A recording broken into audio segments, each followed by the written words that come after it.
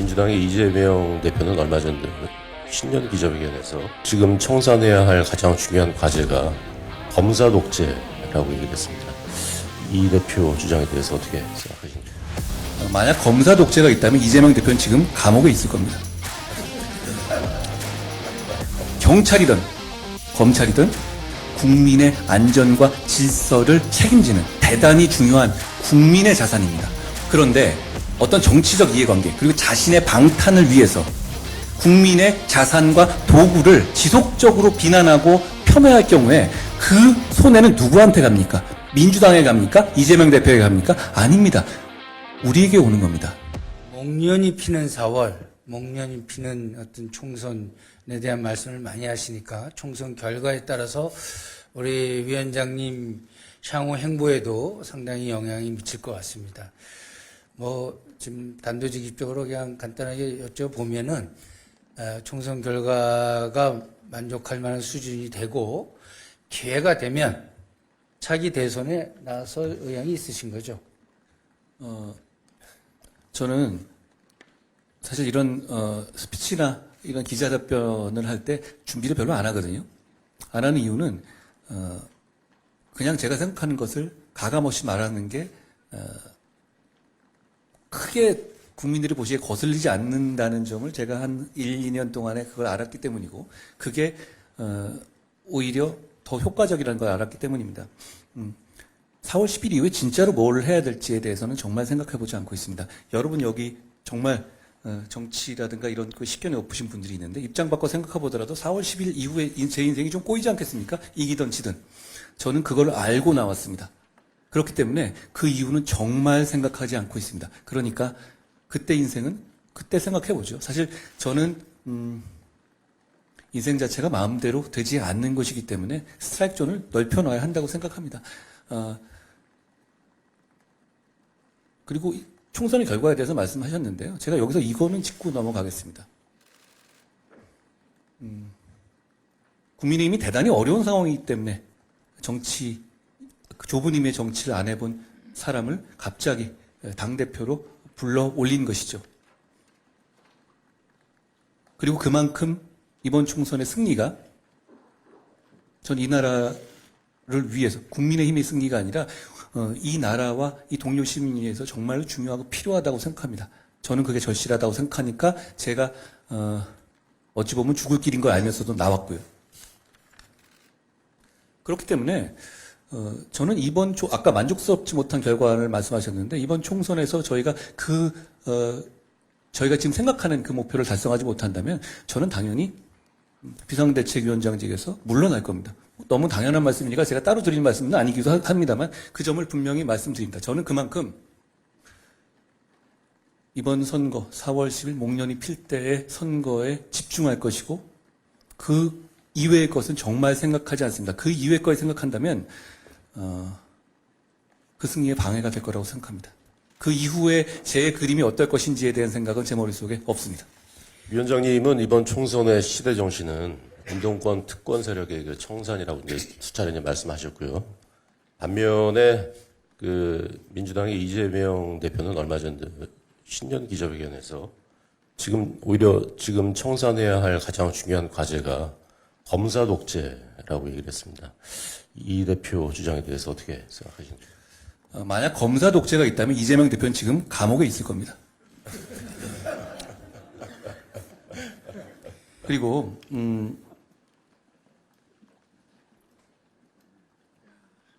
저는 민주화 운동을 한 분들, 여기 우리 선배님들도 많이 계실 거라고 생각합니다. 대단히 존경하는 마음이 있습니다. 그렇지만 민주화 운동은 몇몇 사람의 공이 아니라 대한민국 모든 시민의 공입니다. 그 공을 발췌해내서 수십 년째 울고 먹는 것을 비판하는 겁니다. 그리고 그분들 몇몇의 이해관계가 그분들이 잘 먹고 잘 사는 것 자체라면 나라에 해가 없는데요. 그분들이 새로운 정치 세력, 좋은 정치의 등장을 꽉꽉 막고 있거든요. 어떤 보도에서 민주당에서 현역 의원 중에 70여 명이 운동권 출신. 정확하게 말하면 그냥 사실 그 시기에 돈 한 번 안 던져본 사람들은 적을 거예요. 그렇지만 이 사람들이 말하는 이런 사람들은 적어도 총학 같은 데서 학생회장 한번 해보고 뭔가 렛대를 달렸던 사람들끼리만 있는 것 아닙니까? 그러면 이런 분들이 수십 년째 기득권으로서 혜택받으면서 정치를 장악하고 있는 것이 대한민국에 도움이 됩니까? 아니면 해가 됩니까? 386이었다고 했잖아요. 386이 686이 됐어요. 그럼 그동안에 그걸로 충분하지 않습니까? 혜택이 필요했다면? 저는 그 부분에 대해서 충분히 국민들이 시대의 정신을 공감하실 거라고 생각하고요. 자, 이 말씀도 드리고 싶습니다. 정치 영역에서만 그렇습니까? 정말 그렇습니까? 사회 영역, 시민단체 영역도 다 마찬가지 아닙니까? 저는 얘기 들었던 것 중에서 얼마 전에 우상호 의원께서 나는 여러 번 속된 말로 여러 번 했었으니까 나는 안 하겠는데 그런데 아직 못 해본 우리 운동권 후배들은 좀 하면 그게 뭐 문제냐? 그럼 얘네들한테 가혹한 거 아니야? 이런 식의 얘기를 하시더라고요. 정말 잘못된 생각이죠. 유능하고 준비된 분들이 대한민국에 많이 계십니다. 그분들이 사회를 이끌어 나가는 것을 이 운동권 특권 세력이 막고 있는 겁니다. 이번 총선에서 그 부분이 청산되어야 한다는 것이고요.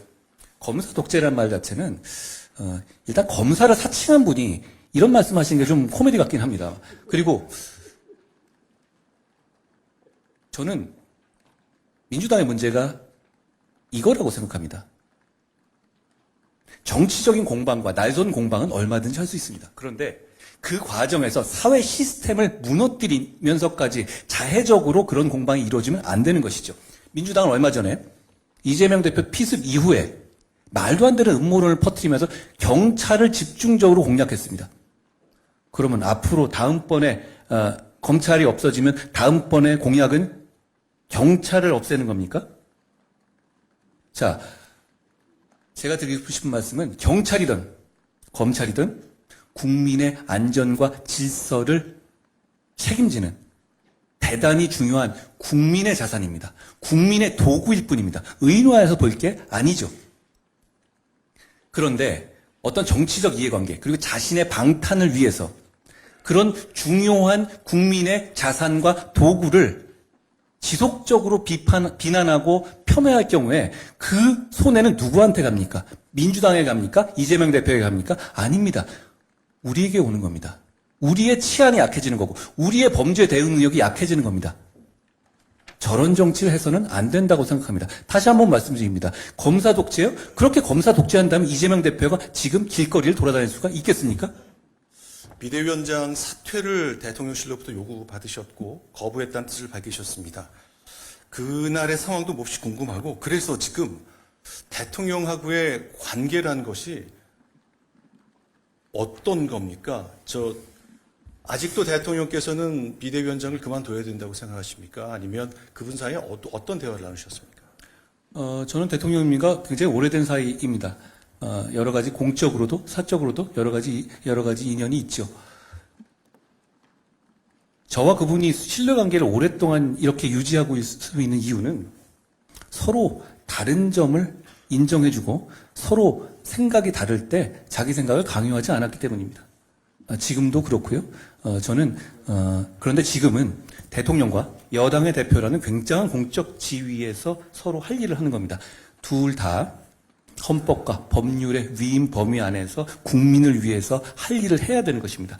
개인적인 관계라든가 이런 문제는 여기서 낄 자리가 없습니다. 그런 식으로 일하지 않아왔고 저는 예전에도 지금도 어떤 공적 업무를 하는 데 있어서 사적 영역이 관여되는 걸 저는 대단히 싫어하고요. 그래서는 안 된다고 생각합니다. 대통령실과의 소통은 다양한 방법으로 충실히 진행되고 있고 결국 우리의 목표는 민생을 살리고 국민의 삶을 나아지게 하는 것이라는 말씀을 드립니다.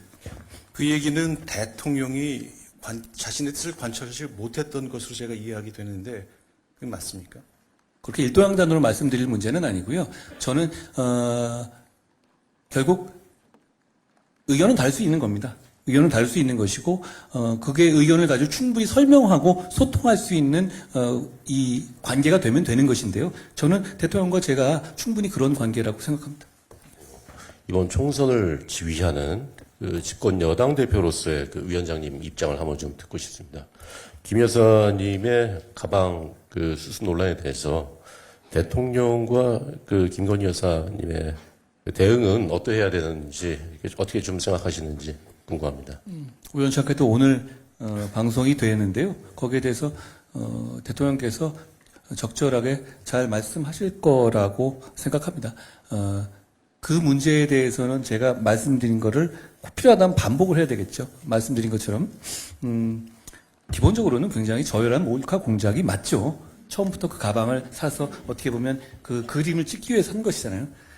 그렇지만 그 경호 문제라든가 여러 가지 전후 과정에서 국민들께서 걱정하실 만한 부분이 있었다는 건 분명하다고 저는 지금도 생각합니다. 그때도 그렇고요. 앞으로 그러니까 제2부속실 설치라든가 특별감찰관 임명 등으로 보완해 나갈 수 있는 문제라고 생각합니다. 제 입장은 그대로입니다. 뭐 국민들이 걱정할 부분이 있다고 말씀하셨고 그 일전에는 뭐 아쉬운 전후 과정에서 아쉬운 부분이 좀 있었다 좀 말씀하셨어요. 그리고 국민 눈높이에서도 이렇게 생각해야 될 문제라고도 하셨는데 구체적으로 이거 아쉬웠던 부분이나 국민들이 걱정할 부분을 좀 구체적으로 언급을 해줄 수 있나요? 생각하시는 그대로고요. 국민들께서 아시는 생각하시는 그대로고 저는 국민 눈높이에서 정치를 하는 사람입니다. 그 부분을 제가 지적한 것이다라고 말씀드리겠습니다. 그렇다면요, 우리 한 위원장 같은 경우 이제 검사 시절에 뭐 조선 제1검이라고 불릴 정도로 그리고 굵직굵직한 특수사를 많이 하셨고 그리고 상당한 그 유죄율도 이루셨고 했는데 만약에 당대표 한동훈이 아니라 검사 한동훈이라면은 지금 해당 사건이 이제 배당이 됐잖아요. 서울중앙지검으로. 그런데 이거를 어떻게 처리했을까요? 아니면 그러니까 몰카의 경우 증거능이 없으니까 불기소 처분 이렇게 했을까요? 어떻게 했을까요? 먼저 조선제일검은 제가 여기서 분명히 해두지만 당시 민주당과 민주당 지지층에서 저한테 붙여준 말씀이라는 걸 제가 지적드리고요.